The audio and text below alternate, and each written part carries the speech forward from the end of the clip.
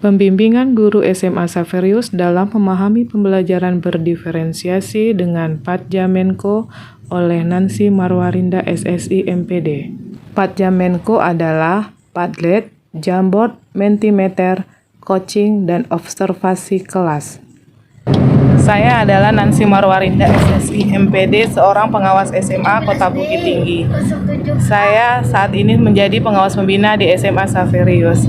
SMA Xaverius adalah sekolah yang menggunakan IKM level 2. Untuk itu semua gurunya diharapkan dapat menerapkan pembelajaran berdiferensiasi.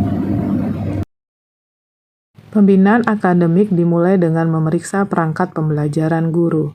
Berdasarkan diskusi bersama guru, diketahuilah masih banyak guru yang belum memahami pembelajaran berdiferensiasi. Untuk itu dilakukanlah pembimbingan klasikal dengan cara melaksanakan sosialisasi.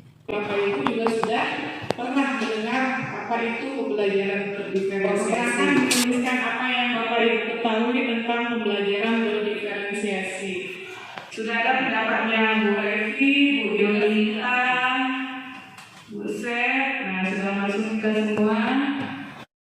Pendapat ini pembelajaran diferensiasi itu pembelajaran yang melibatkan bagaimana kita sebagai pendidik berusaha memahami kebutuhan peserta didik baik dari minat, bakat, dan kebutuhan lainnya. Ya, pembelajaran berdiferensiasi kalau secara menyesuaikan proses pembelajaran di kelas untuk memenuhi kebutuhan setiap murid. Memutuskan untuk mengadopsi kurikulum kegiatan yang terdiri dari berlari, memanjat,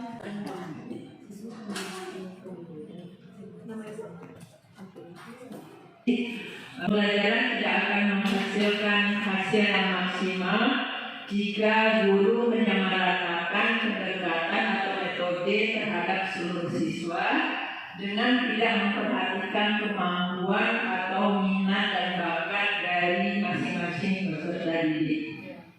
Atau pembelajaran ini sama saja untuk semua murid, sehingga ada anak yang nilainya bagus, ada yang nilainya buruk, dan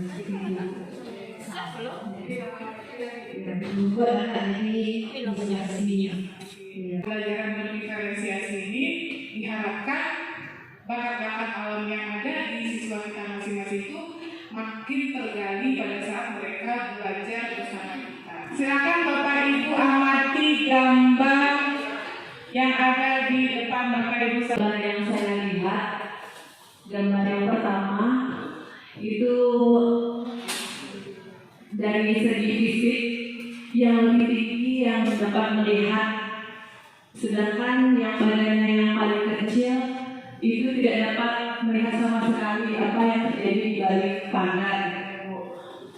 lalu di posisi gambar kedua, di sini kita bisa melihat kita memberikan sesuatu sesuai dengan kebutuhan, bagaimana kita sama-sama bisa. Jadi untuk pembelajaran berdiferensiasi seperti itu juga, dasarnya harus ada tujuannya dulu. Sama pembelajaran itu ada tujuan. Nah, gambar yang kedua, kita sudah menyesuaikan dengan kebutuhan masing-masing. Jadi kebutuhan dari peserta didik itu secara garis besar ada 3 aspek. Kita bisa lihat dari 3: kesiapan belajar, minat, dan profil. Nah, di sini yang bisa ini proses dalam pembelajarannya, dalam pelaksanaannya, yang bisa didiferensiasikan ini adalah kontennya, prosesnya, dan produknya. Boleh kita gunakan ketiga-tiganya, boleh kita pilih salah satu. Silakan Bapak Ibu buatkan refleksinya di dalam link Menti. Ibu rasakan pada saat setelah kita belajar materi pembelajaran berdiferensiasi. Ini yang paling besar adalah paham. Nah, jadi harapannya karena Bapak Ibu sudah paham, proses pembelajaran setelah ini dimanfaatkan, digunakan, bedakan kelompok kita berdasarkan kebutuhan siswa-siswa kita. Setelah melakukan pembimbingan secara klasikal, maka dilanjutkan dengan pembimbingan individu dengan menggunakan coaching tirta. Diharapkan guru dapat lebih memahami pembelajaran berdiferensiasi dan siap untuk melaksanakan dalam pembelajaran di kelas. Jadi tujuan pertemuan kita kali ini mau diskusi dulu dengan Ibu, itu apa sebenarnya pembelajaran diferensiasi ini polanya diterapkan untuk cocok nggak diterapkan untuk anak kami, atau polanya harus di set seperti apa gitu. Terus selama proses pembelajaran yang sudah berlangsung ini, apa yang kekuatan-kekuatan yang Ibu sudah miliki di kelas? Kalau di kelas masih sebatas kami memiliki tes diagnostik dan juga tes psikotes dari anak yang hasilnya muncullah gaya belajar anak tuh setiap anak berbeda. Ada yang tipikalnya kinestetik, ada yang tipikalnya auditory, dan juga ada visual. Nah kan kalau dipikir-pikir Bu, setelah diarahkan kemarin kan cocok untuk diterapkan pembelajaran berdiferensiasi di kelas. Hal itu karena dengan tipikal anak yang berbeda, kita akan menyesuaikan pembelajaran sesuai dengan gaya belajar mereka, sehingga mereka nanti akan mendapatkan pengetahuan yang sama terhadap materi tersebut. Terus hambatan yang menjadi kendalanya apa Bu? Nah hambatannya itu begini Bu, di kelas kami itu multi maksud itu semua gaya belajar itu ada. Jadi belum dikelompokkan kelas auditory itu nggak ada, kelas visual juga tidak ada, tapi semua gaya belajar ada di dalam satu kelas. Jadi agak bingung juga ini mau diterapkan dengan cara seperti apa nanti di kelas. Jadi strategi yang rencana Bu diterapkan ini kalau dalam kondisi anak kita yang bervariasi ini apa rencananya? Strateginya membagi mereka terlebih dahulu ke kelompok-kelompok kecil yang sesuai dengan gaya belajar mereka. Jadi kalau anak kinestetik akan dikelompokkan ke dalam kelompok kinestetik. Mungkin saya cari nama yang agak variatif nanti untuk kelompok mereka. Terus untuk kelompok visual juga ada, kelompok auditorinya juga ada. Itulah Bu yang dikatakan pembelajaran berdiferensiasi. Oh, berarti sudah masuk gitu betul ya. Nah jadi untuk rencana selanjutnya ini rencana pelaksananya bagaimana Bu? Ternyata kita sudah ada perencanaannya Bu. Jadi rencana tindak lanjutnya bagaimana Bu? Nah untuk tindak lanjutnya sesuai dengan langkah pertama yang terpikirkan tadi, anak dibagi ke kelompok kecil sesuai dengan gaya belajar mereka.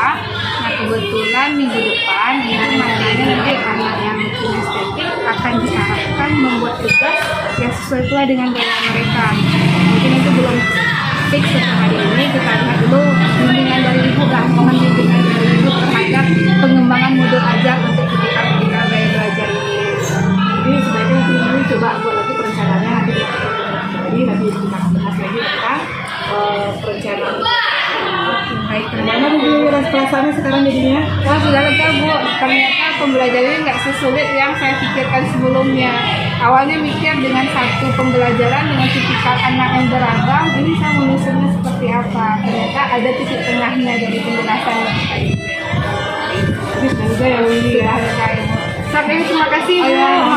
Kelas dilaksanakan untuk mengetahui sejauh mana guru dapat melaksanakan pembelajaran berdiferensiasi di kelas. Nah, untuk menguji kemampuan dasar kamu, Ibu sudah siapkan tes diagnostik untuk menguji sejauh mana kamu mengenal unsur-unsur ini. Dasar kamu untuk materi unsur-unsur yang ada pada tabel. Nah, berdasarkan hasil tes psikotes yang sudah kamu jalani ketika awal semester, belajarnya di sini macam-macam.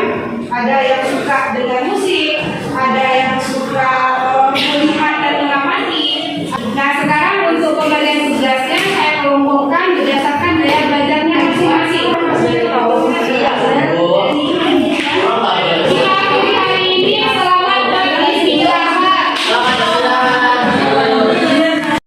Dengan menggunakan Patja Menko, pembimbingan guru dalam memahami pembelajaran berdiferensiasi menjadi lebih baik. Lili Snawati dari SMA Saverius Bukit Tinggi. Setelah menerapkan pembelajaran berdiferensiasi di kelas, saya mengamati anak-anak lebih nyaman dan juga enjoy dalam mengerjakan tugas-tugas yang diberikan kepada mereka. Karena tugas-tugas tersebut telah disesuaikan dengan gaya belajar mereka masing-masing. Hal ini juga dibuktikan dengan hasil belajar yang memuaskan untuk setiap peserta didik.